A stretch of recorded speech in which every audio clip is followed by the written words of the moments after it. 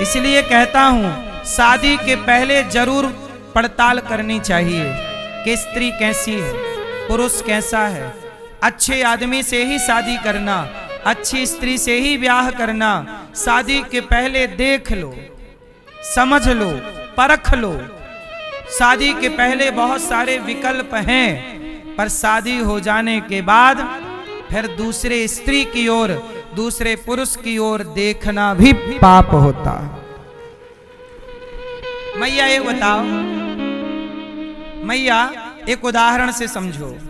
आप किसी पराये मर्द के बारे में सोचती हैं, गलत। मैं केवल उदाहरण के लिए बोल रहा हूं, किसी एक स्त्री का उदाहरण देकर कि एक स्त्री है, वो विवाह के बाद भी पराये मर्द के बारे में गलत भाव रखती है। उसने कुछ पराये मर्द का स्पर्श किया नहीं, लेकिन केवल सोचती रहती है।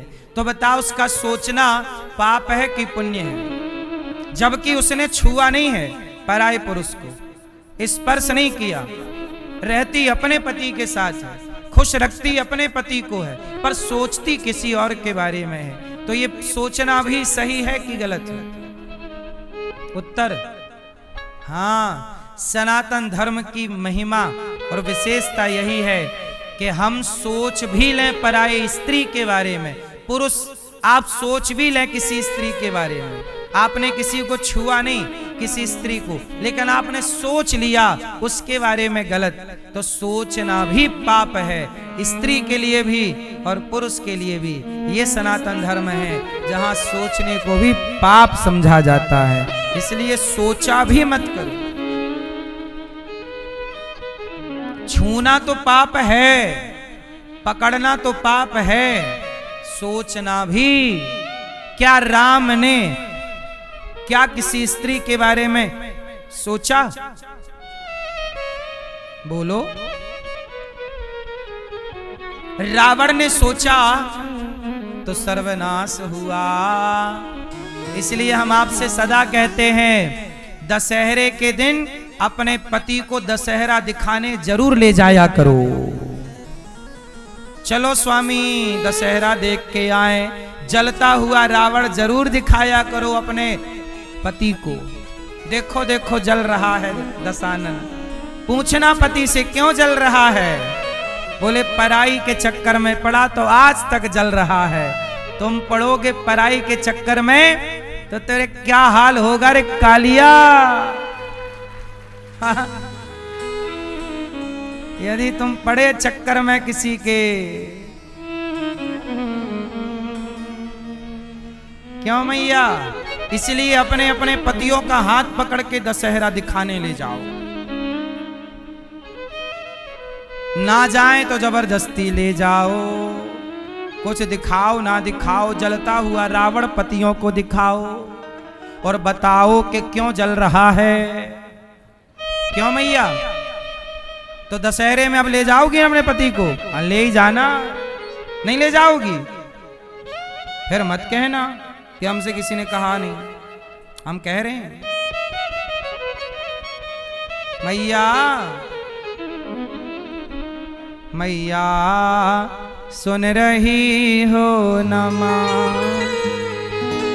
दशहरे में ले जाओगी ना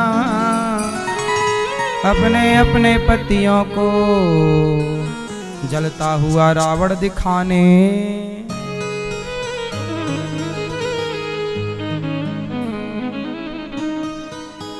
पर नारी पैनी छुरी, पराई नारी पर नारी पैनी छुरी, तीन तरफ से खाए। पीछे वाले भैया सुनो, ओ ध्यान से सुनो भैया, पीछे वाले भैया गणपत सुनो। क्या कहा? संतों ने कहा कि पर नारी पैनी छुरी। सुनो भैया, जिनका ब्याह हो रहा है आप भी सुनो। आज से किसे देखोगे? केवल अपनी पत्नी को। और पराई स्त्री मिल जाए तो देखोगे कि आंखें मूंद लोगे। ताली कौन बजा रहा है?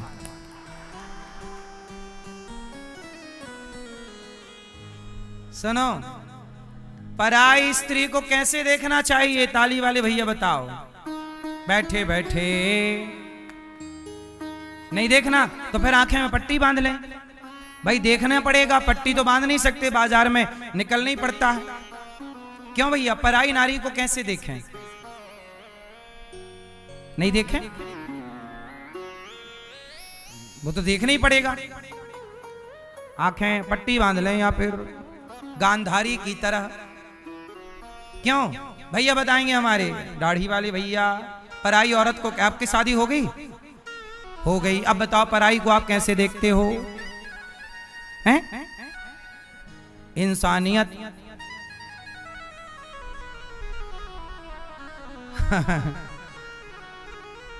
सुनो, पराई स्त्री को कैसे देखना चाहिए कहो तो हम आपको बताएं। पराई स्त्री को कैसे देखना, देखो शास्त्र सब कुछ बताते हैं। शास्त्र कहते हैं आप पराई नारी को कैसे देखें? बोले आपसे बड़ी है तो माता की तरह देखो। कैसे देखो?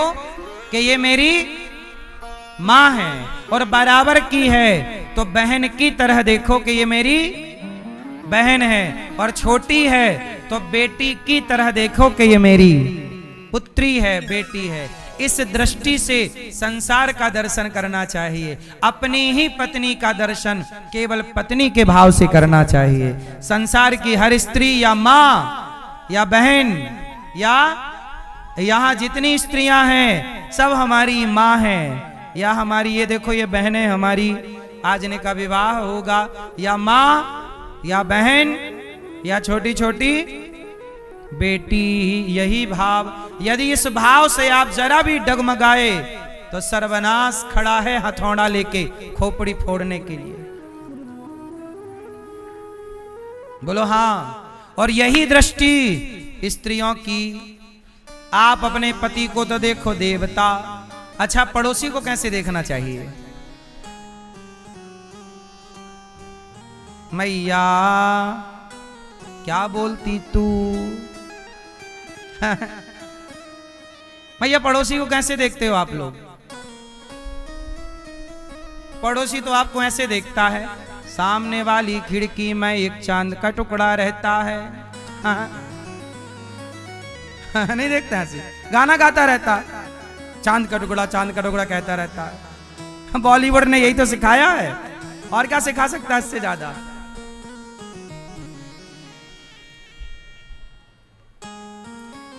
अच्छा मैया आप लोग कैसे देखती हो पड़ोसियों को? नहीं बता रही हो मेरी मां हैं? पड़ोसी नारी भी जब नर को देखे तो उम्र में बड़ा है तो पिता, उम्र में बड़ा है तो जोर से, बड़ा है तो पिता का भाव, बराबर का है तो भाई का भाव, और छोटा है तो पुत्र का भाव, बेटे का भाव। इस भाव से नारी नर को और नर नारी का दर्शन करे। फिर बताओ भारत की कितनी अच्छी व्यवस्था, लेकिन आजकल लोग इस व्यवस्था का अतिक्रमण करके, तोड़ के मनमाना ढंग संसार में थोप रहे हैं। कह रहे हैं सामने वाली खिड़की में एक चांद का टुकड़ा रहता है, कह रहे हैं शीला की जवानी, कह रहे हैं मुन्नी बदनाम हुई। अब मनमाना ढंग से देख रहे, इसलिए तो नाश हो रहा है संस्कृति का। और हम कह रहे हैं कि देखो लिविन इवन में मत रहा करो, तो हमारे पत्रकार बंधु फिर हल्ला करते हैं, क्या वैसा क्यों कहते हो कि मर्यादा में रहो? हम कहते हैं कपड़े पहन के रहो मर्यादा में, तो वो कहते हैं कि नहीं जी जिसका जैसा मन है, माई लाइफ माई चॉइस। तो आजकल क्या करें साहब, भली बात कहें तो लोगों को मिर्ची लगती है। एक बहन आ गई, बोले महाराज क्या कहते हो मिर्ची लगती है? हमने कहा मिर्ची तो लगती ही है, हम कहें तो मिर्ची लग जाती है कुछ लोगों को। बोलो हाँ। आप बताओ, इस दृष्टि से यदि आप देखोगे पर नारी को बहन माँ बेटी, पर पुरुष को पिता भाई पुत्र, तो बताओ कुछ गलत है? ईश्वर की बनाई कोई भी व्यवस्था गलत नहीं है।